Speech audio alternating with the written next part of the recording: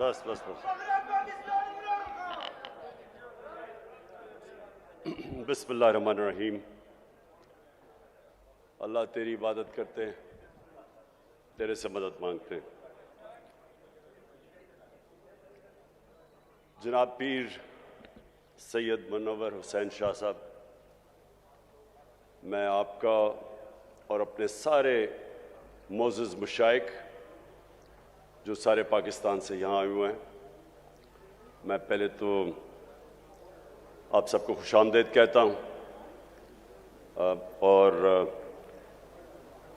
مجھے خوشی ہے کہ اس موقع پہ میں آپ سب سے اپنی بات چیت بھی کر لوں, اور جو میرے خیالات ہیں اپنے ملک کے اوپر وہ بھی آپ کے سامنے رکھ لوں. یہاں بات نہیں کرنی. سب سے پہلے جی میں یہ واضح کر دوں کہ میں کوئی اسلام کا اسکالر نہیں ہوں.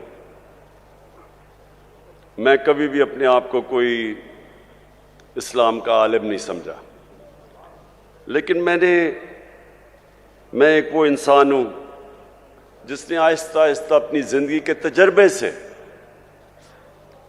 اور تجربہ وہ جو کہ میری کرکٹ کی وجہ سے ساری دنیا میں مجھے پھرنے کا موقع ملا.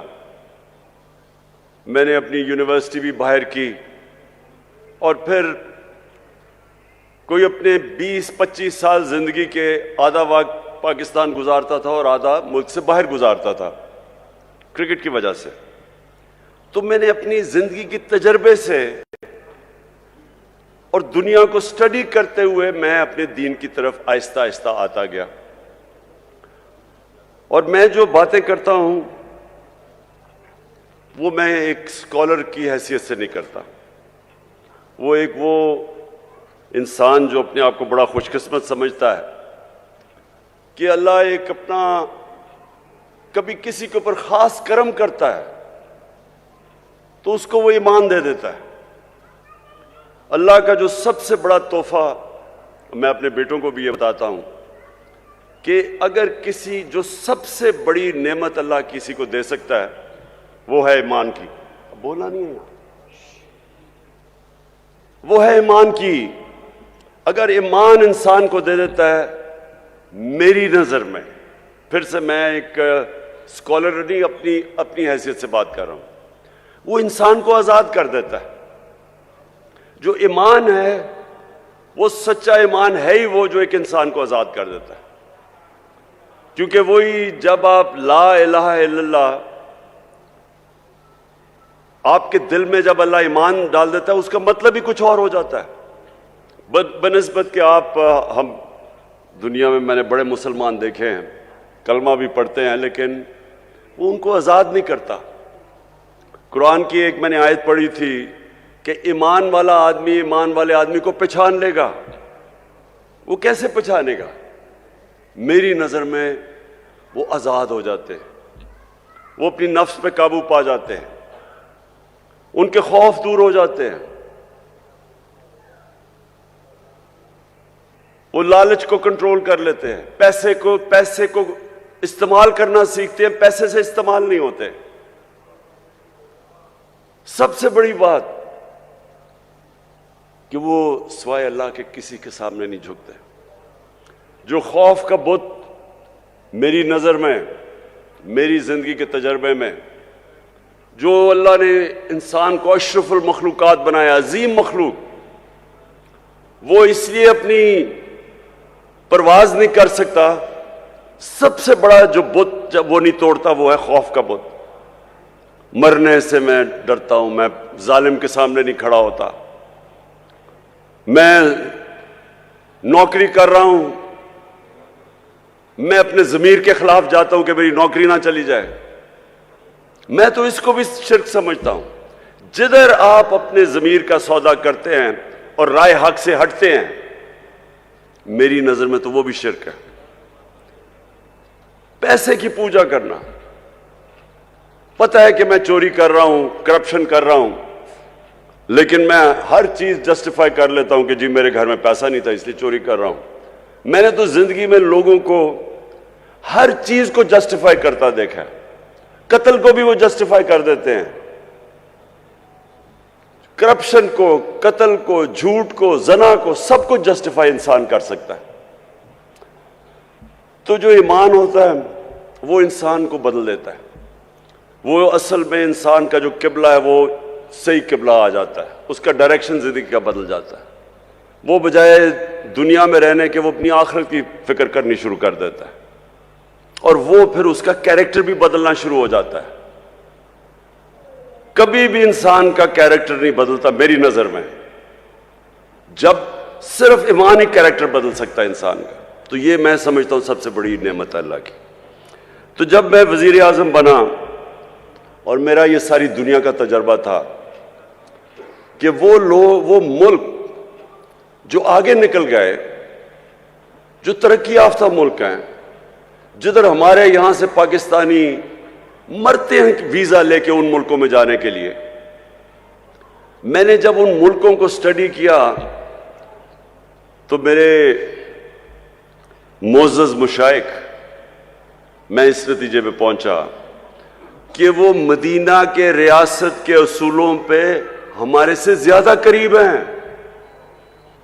ادھر عدل اور انصاف کا نظام ہمارے سے بہتر ہے، ادھر ان کی میرٹ کا نظام بہتر ہے، ادھر انسانیت کا نظام بہتر ہے۔ فلائی ریاست، میں آپ کو کئی ایسی ریاست بتا سکتا ہوں اسکینڈینیویا میں، اور اگر آپ کبھی پاکستانی ملے ادھر سے تو ان سے پوچھیں کہ انسانیت کیا ہوتی ہے۔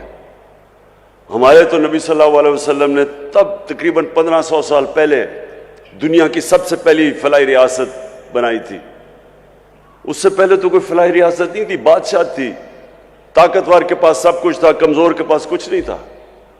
جو انسانی نظام اور جو جانوروں کے نظام میں فرق کیا ہے؟ جانوروں کے نظام اور انسان میں کیا فرق ہے؟ میری نظر میں جو اللہ نے اپنے سارے پیغمبر بھیجے تھے 1,00,000 سے زیادہ، وہ سارے ایک ہی پیغام دینے آئے تھے کہ جانوروں کی جو جانوروں کی بستی ہوتی ہے اس میں انصاف نہیں ہوتا، اس میں جس کی طاقت اس کے پاس سب کچھ ہے، کمزور کے کوئی حیثیت نہیں ہوتی اس میں، اور وہاں انسانیت نہیں ہوتی، جو کمزور ہوتا ہے وہ بھوکا مر جاتا ہے وہاں۔ جو انسانی نظام ہوتا ہے، انسانی نظام فرق ہی ان دو خاص چیزوں پہ ہوتا ہے کہ وہاں انسانیت ہوتی ہے، وہاں رحم ہوتا ہے، اور پھر ادھر عدل اور انصاف ہوتا ہے۔ یہ دو بنیاد ہیں جو فرق کرتی ہے ہمیں جانوروں سے، اور سارے اللہ کے پیغمبروں کا بنیادی پیغام ہوتا یہ ہے۔ تو ہم نے جو مغرب میں ریاستیں دیکھی، مجھے افسوس سے کہنا پڑتا ہے کہ میں نے پاکستان میں تو نہیں دیکھا ویسی انسانیت، میں نے تو یہاں ویسا انصاف نہیں دیکھا۔ میں نے تو میرٹ بھی انصاف کا حصہ ہے کہ جو محنت کرتا ہے اس کو اس کا حق ملنا چاہیے، میں نے تو یہاں نہیں دیکھا۔ آپ دیکھ لیں، آپ کے خاندانی یہ جو 2 پارٹیز ہیں، 2 خاندان ہیں، وہ ان کے خاندان کے علاوہ کوئی اوپر ہی نہیں آ سکتا۔ یہ تو مدینہ کی ریاست آپ سٹڈی کریں، جو محنت کرتا تھا، جو اچھے کام کرتا تھا وہ اوپر چلا جاتا تھا۔ سلمان فارسی کی مثال دیتے ہیں، تو باہر سے آیا تھا، اس کو انہوں نے کیونکہ اس پہ قابلیت تھی اس کو اوپر آنا پڑا، میریٹوکریسی تھی، وہ انصاف کا حصہ ہے۔ ہمارے ملک میں دیکھ لیں کتنی میریٹوکریسی ہے۔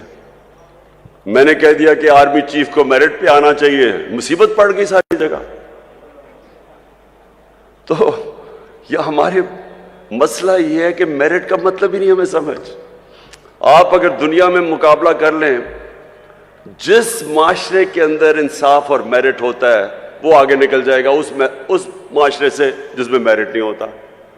2 کرکٹ ٹیم چلے، میں نے کرکٹ میں 20 سال دنیا میں انٹرنیشنل کرکٹ کھیلا، ایک کرکٹ ٹیم میرٹ پہ سلیکٹ ہوتی ہے، دوسری سفارشوں کی ہوتی ہے۔ جو مرضی آپ کر لیں میرٹ والی ٹیم جیت جائے گی۔ اسی طرح جس ملک کے میرٹ پہ ادارے اوپر آتے ہیں وہ آگے نکل جائے گی. تو سب سے پہلے تو انصاف, اور پھر جو فلاحی ریاست جدھر انسانیت ہوتی ہے, جدھر آپ اپنے کمزور طبقے کی فکر کرتے ہیں, جدھر آپ ذمہ داری سمجھتے ہیں کہ میرا جو لوگ ہیں بیچارے جو نچلے طبقہ ہے, ہماری اسٹیٹ کی ذمہ داری ان کو تعلیم دیں, ان کے لیے علاج کریں, ان کا صحت کا دھیان رکھیں, ان کی نوکریاں کریں. یہ آج آپ یورپ چلے جائیں, برطانیہ چلے جائیں, آپ ان ملکوں, علی پیچھے ہو, آپ دنیا میں چلے جائیں, ہر جگہ کے اوپر آپ کو یہی نظر آئے گا کہ بہتر ان کا سسٹم, سوشل سیکیورٹی سسٹم بہتر ہے, فلاحی ریاستیں ہیں. وہاں عدالتوں میں جاؤ, وہاں عدالتوں کے اندر کمزور سے کمزور آدمی کی عدالت کے اندر ان کو انصاف ملتا ہے. تو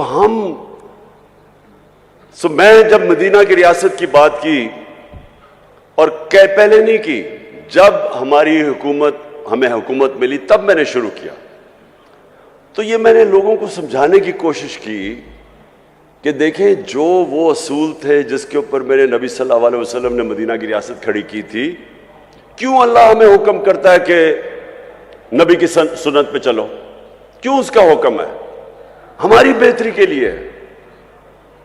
اللہ کو تو بے نیاز ہے, اللہ کو تو آپ فائدہ نقصان نہیں پہنچا سکتے, لیکن یہ ہماری بہتری کے لیے کہ اگر ہم ان کی سنت پہ چلیں گے تو ہماری بہتری ہوگی.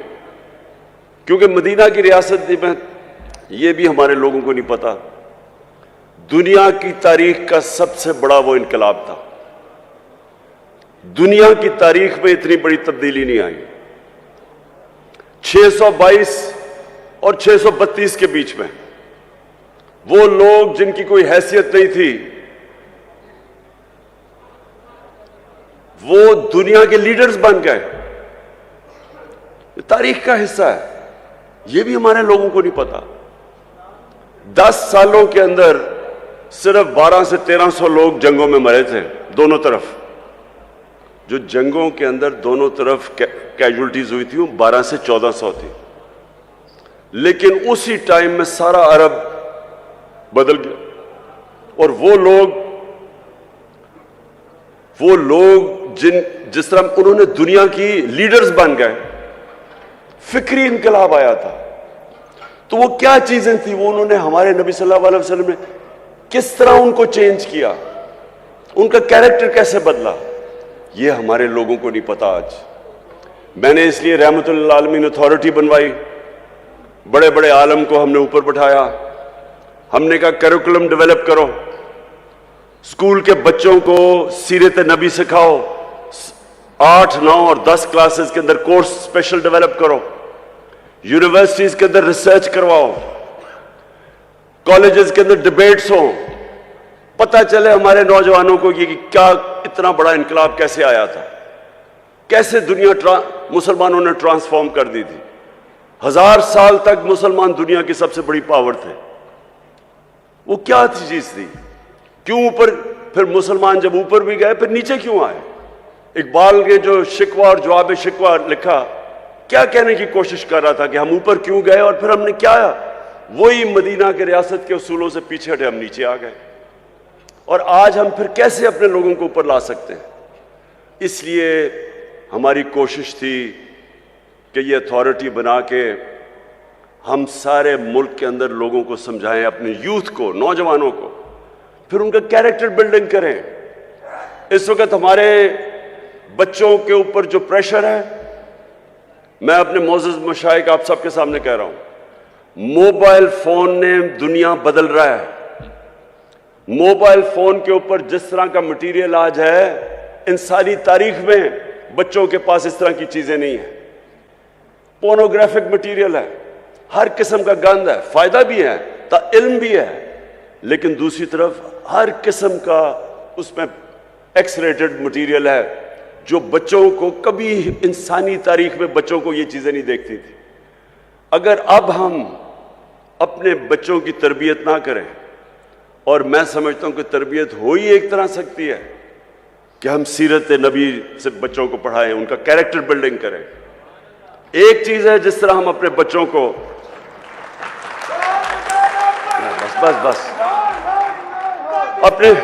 بس بچوں کو ابھی سے ان کی تیاری کروائیں اپنی حفاظت کرنے کے لیے, کہ جس طرح کا یہ ہے. اور میں آپ کو بتا رہا ہوں, میں جب پرائم منسٹر تھا, میں نے جب آئی جیز کو بلوایا, ان سے پوچھا کہ بتائیں کون سی جرم تیزی سے بڑھ رہے ہیں. تو ہمارے زمانے, جب میں 4 سال پہلے کی بات کر رہا ہوں, تو جو سیکس کرائمز ہیں یہ تیزی سے بڑھ رہی ہیں پاکستان میں. بچوں سے جو زیادتی ہیں وہ بڑھ رہی ہیں, اور وہ اس کی بہت بڑی وجہ موبائل فون ہے. لیکن ہمیں اب اپنی بچوں کی تربیت کی ضرورت ہے. اور میں پھر سے کہتا ہوں کہ ایک ہی طریقہ ہے, ہم اپنے بچوں کا کیریکٹر بلڈنگ کر سکتے ہیں سیرت نبی سے.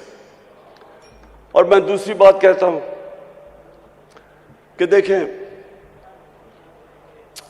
مجھے بار بار کہا جاتا ہے کہ آپ بڑی ضدی ہیں, آپ کہ آپ یہ نہیں کہیے جو لوگوں نے کرپشن کی ہوئی ہے بس ان کو چھوڑ دیں, ان کو معاف کر دیں, ان کے اوپر نہ بات کریں, ملک کا سوچیں. مجھے بڑے جو میں حکومت میں بھی تھا تو مجھے پریشر پڑتا تھا کہ جی NRO دے دو ان کو.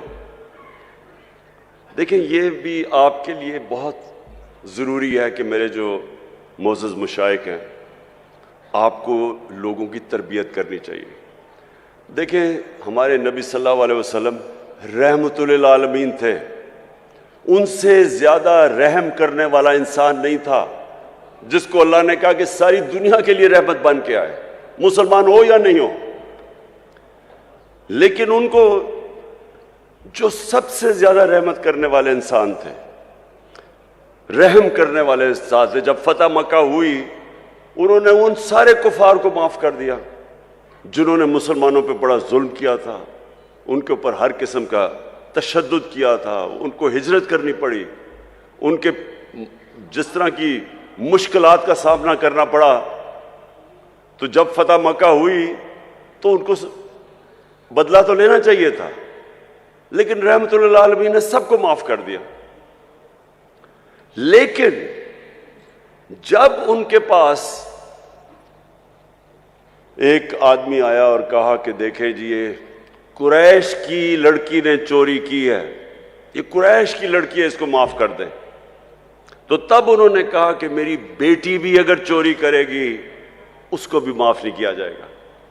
یعنی جدھر چوری, آپ جس دن چوری کو معاف کرنا شروع کر دیں آپ اپنا معاشرہ تباہ کر دیتے ہیں.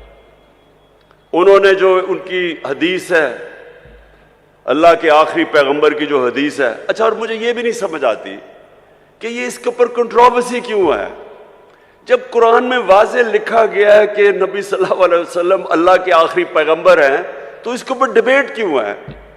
جو نہیں مانتا وہ مسلمان ہی نہیں ہے. اس پہ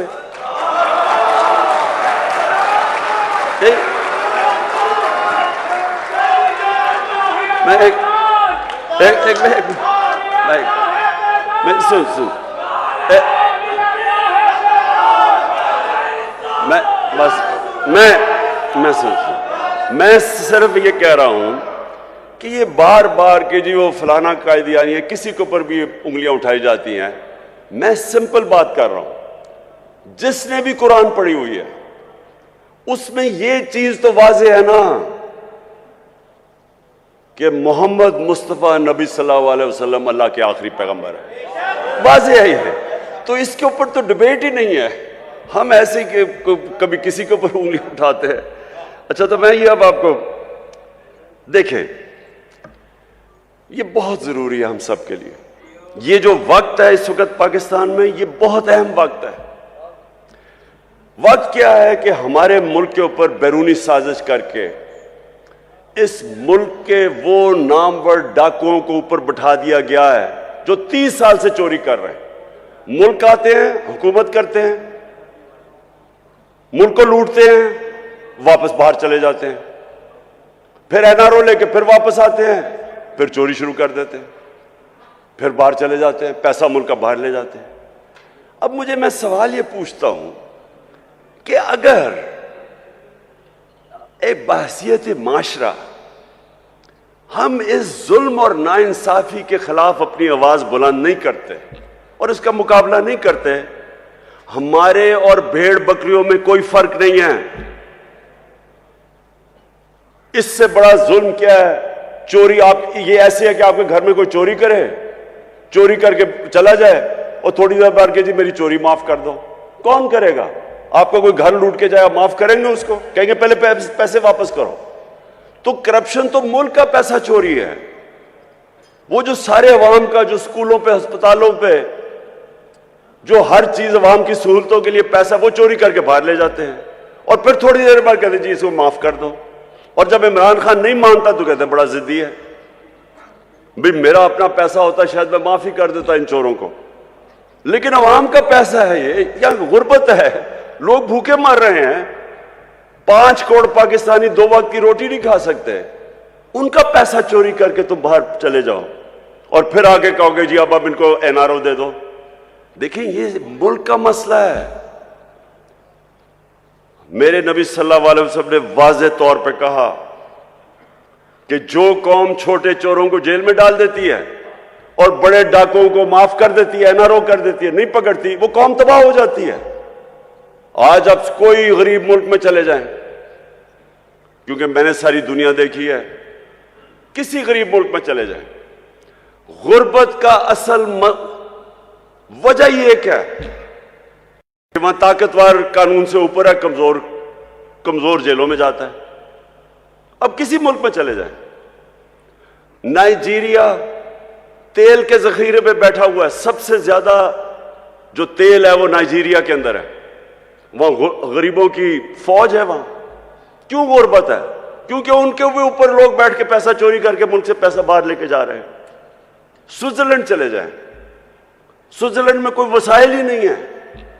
ہمارے جو شمالی علاقے ہیں، ناردرن ایریاز، سوئٹزرلینڈ سے دگنے بڑے سائز میں اور سوئٹزرلینڈ سے بہت زیادہ خوبصورت ہے۔ وہ ملک جس کے پاس ہے ہی کچھ نہیں سوائے پہاڑوں کے، وہ دنیا کا سب سے خوشحال ملک ہے، کیونکہ سب سے زیادہ دنیا کے اندر انصاف سوئٹزرلینڈ میں ہے، سب سے زیادہ قانون کی حکمرانی سوئٹزرلینڈ میں ہے۔ کسی طاقتور کی جرت نہیں ہے کہ ملک کا پیسہ چوری کر کے باہر چلا جائے، کسی طاقتور کا جرت ہے کہ کسی کی زمین پہ قبضہ کر لے یا کسی کے گھر پہ قبضہ کر لے۔ قانون ہے، انصاف ہے۔ حضرت علی رضی اللہ تعالیٰ نے فرمایا تھا کہ کفر کا نظام چل جائے گا لیکن ناانصافی اور ظلم کا نظام نہیں چل سکتا۔ ہمارا یہ مسئلہ ہے آج، یہاں کوئی وسائل کی کمی نہیں ہے، یہ اللہ نے ہر قسم کی اس ملک کو نعمت دی ہے، لیکن یہ ملک تب تک نہیں چلے گا جب تک ہم مل کے اپنے ملک کو ان اصولوں کی طرف لے کے جائیں جس کے اوپر مدینہ کی ریاست کو کھڑا کیا تھا میرے نبی نے۔ تو میں آپ مشائخ، معزز مشائخ، میں یہ چاہتا ہوں کہ آپ یہ میرے ساتھ مل کے یہ ملک کی حقیقی آزادی کے لیے جہاد لڑیں۔ بس بس بس بس بس بس بس بس بس بس بس میں یہ پیر منور صاحب،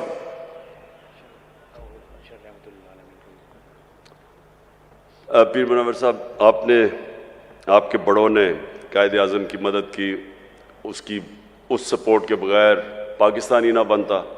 بہت بڑی طاقت مشائخ کی تھی قائد اعظم کے ساتھ۔ آج آپ سب کی پھر ضرورت ہے کہ جو پاکستان کے اوپر اس وقت کیا جا رہا ہے، جو واردات ہوئی ہے کہ باہر سے سازش ہوتی ہے،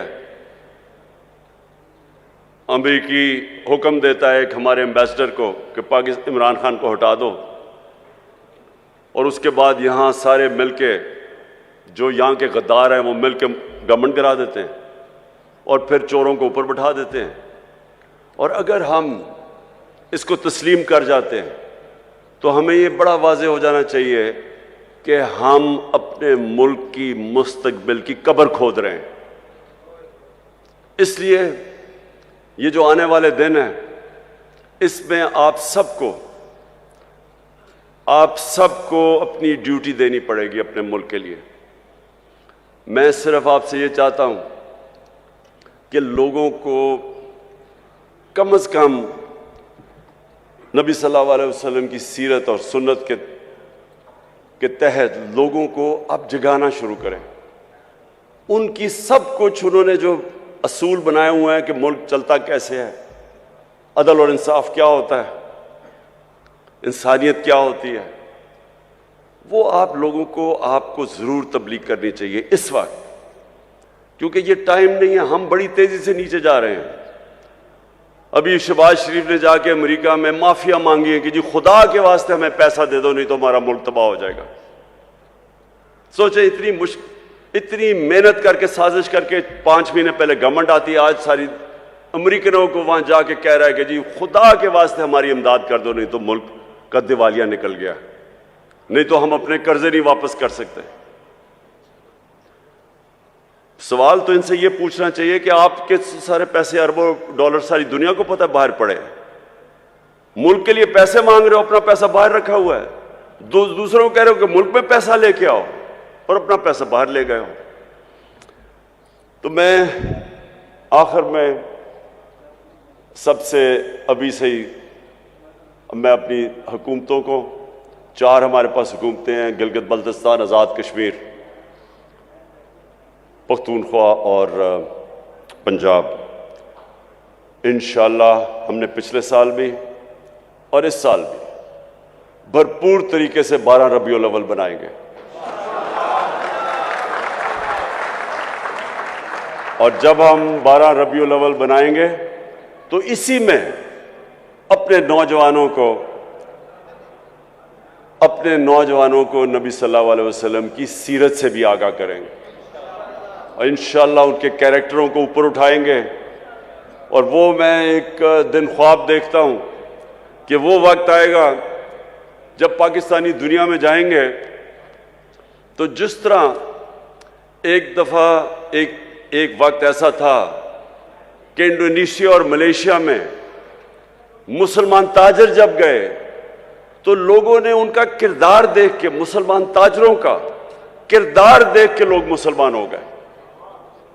انشاءاللہ وہ بھی دن آئے گا جب ہمارا پاکستانیوں کا کردار دیکھ کے لوگ اسلام کی طرف آئیں گے. پاکستان زندہ باد.